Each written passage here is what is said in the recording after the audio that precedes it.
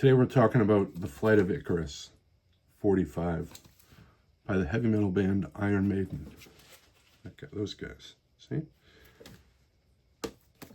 Iron Maiden had a lot of singles, lots of them.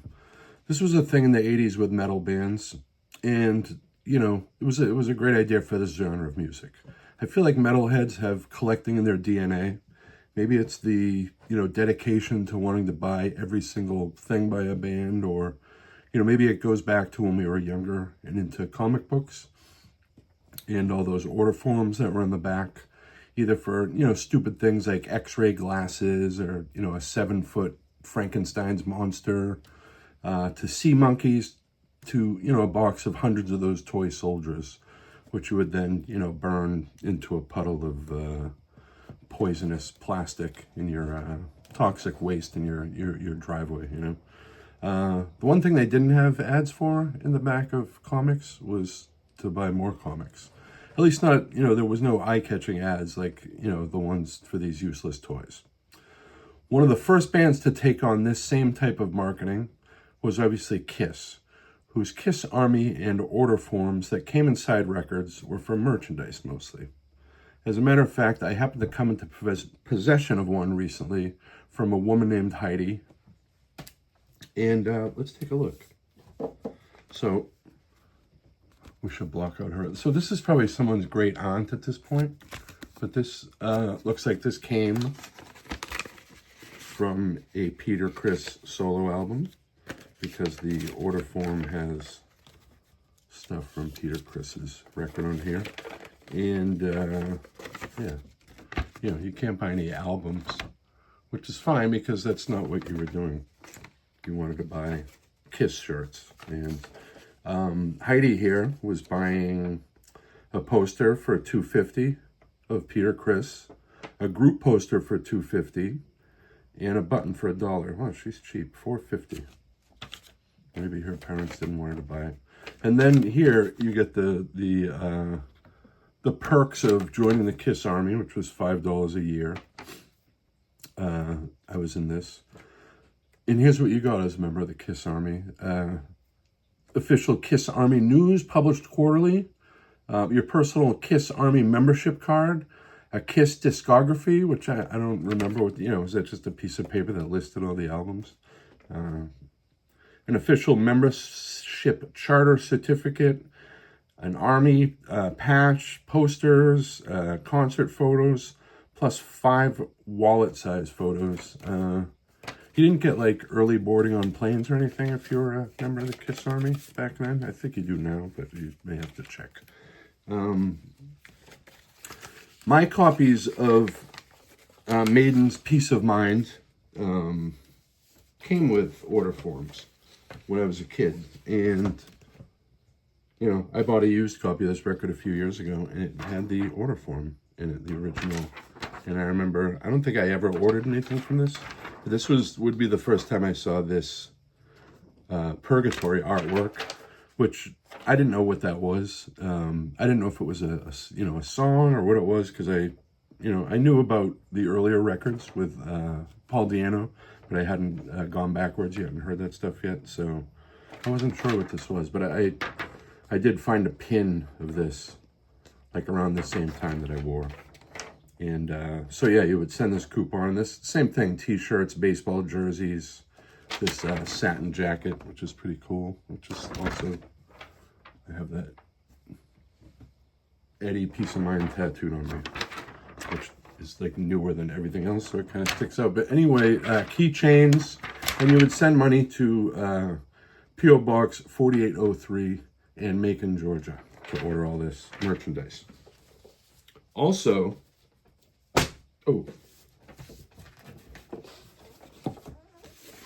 this guy also had an order form. Same kind of stuff, t-shirts, baseball jerseys, sleeveless t-shirts, badges, the crossed guitar badge, which is pretty awesome. And then same thing, you send the coupon to, P.O. Box 4804, Macon, Georgia. So were Iron Maiden and Judas Priest's fan clubs in the same office? I thought they were mortal enemies. What? I feel cheated. I'll have to look that up and see what that's all about. The only when I finally found out what, like purgatory was and that kind of thing was when I went to Rocket Records in Saugus, Massachusetts, and they had import metal records. And this is a record store that I ended up working at a few years after that. For, over 10 years I worked there, and we, were a big store for metal music. And but I bought this, well, not this, but I bought the Flight of Icarus 7-inch in there. And, when I got home, it had this cover song in there that I didn't know. My Iron Maiden did cover songs. And, getting all of these, a few years ago, someone reissued all of these Maiden 7-inches, and I, of course, went and bought all of them because I have no life. And at one point, I thought I had disposable income to just buy all sorts of Iron Maiden 45s, but yeah.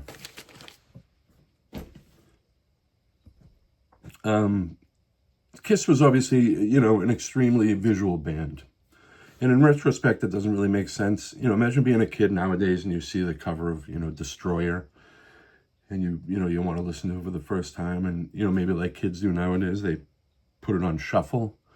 And the first thing you hear is Beth, and then like Flaming Youth. What are you gonna do? Throw the MP3 player, phone out the window. When I was 8 years old, though, listening to Kiss, I didn't care that the lyrics, didn't match up. These guys were singing about girls and presenting themselves as these creatures. But for me, I don't know. At 8 years old, both of those things were fine together to me. When I discovered Iron Maiden, though, the visuals matched to the music and lyrics. And thankfully, there was plenty of it. All these early singles had such cool artwork. They had B-sides that weren't available on the record. And some of them were, like, amazing. Like, the Run to the Hills 7-inch has the Maiden original Total Eclipse. That was, it's a pretty awesome song. And it's on Number of the Beast, but not on the U.S. version. And, so, and you get that, you get covers, and, these were imports and hard to find. So when you did, come upon one of these in a store, it was like an achievement.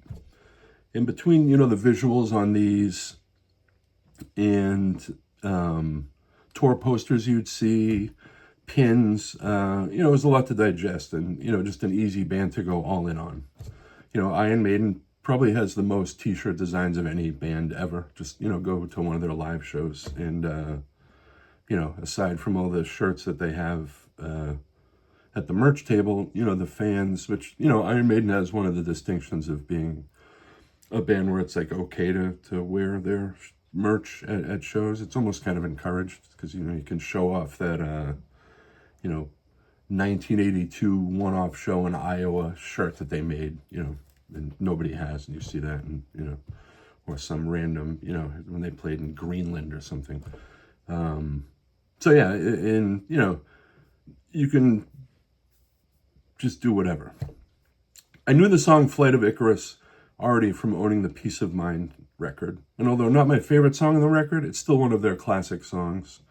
My favorites on the records would probably be the two that open the record, Where Eagles Dare and Revelations, which, is then followed by Flight of Icarus. So, that's a pretty badass 1, 2, 3 punch, as they say.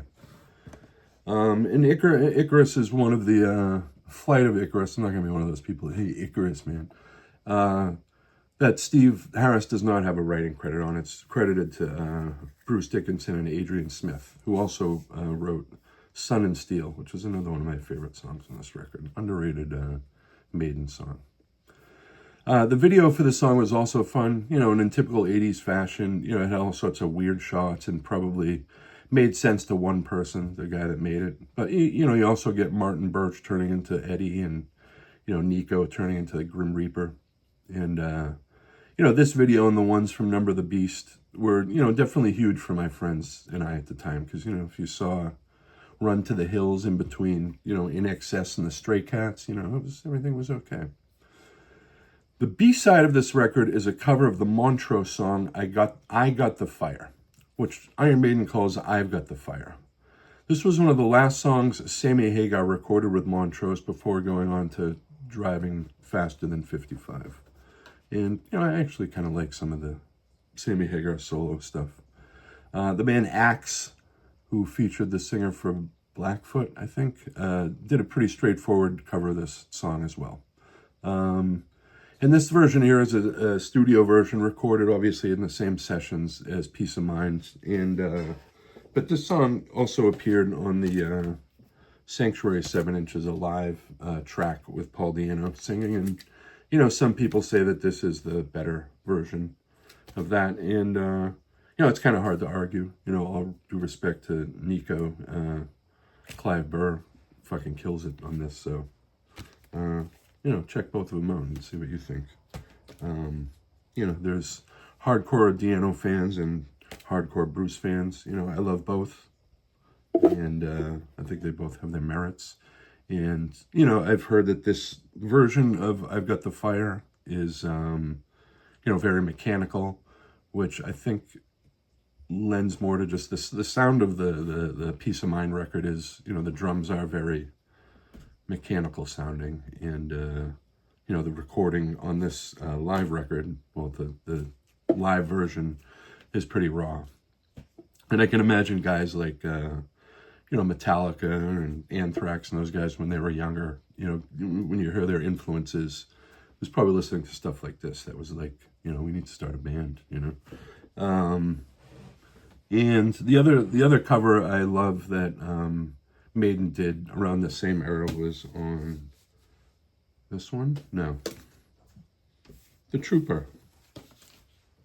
They did Judas Priest. They did Jethro Tull's Cross-Eyed Mary, which I think they do a pretty awesome version of that. And, it's also recorded around the same sessions as Peace of Mind, so it has that same sound as that, the same sonic sound as that. So yeah, these two songs, both great, but the idea of the Iron Maiden single and their staying power in the world of metal, thanks to giving their fans, stuff to collect that's, actually music, not just, merchandise. We do get both. But, ensure releasing all sorts of singles and that kind of thing is a thing of the past for this band at this point, aside from, and this is kind of a trend I've noticed recently, or probably in the last decade, is when a band puts out a record and also puts a deluxe version out at the same time. And, I don't know, I feel like a deluxe version should come way later. Why not? But yeah, Maiden at this point is, mostly a merchandising machine, which, I don't fault them for that. They've earned it and the fans want it. And these records, are going to live on forever. So, yeah. Thanks for listening. Up the irons.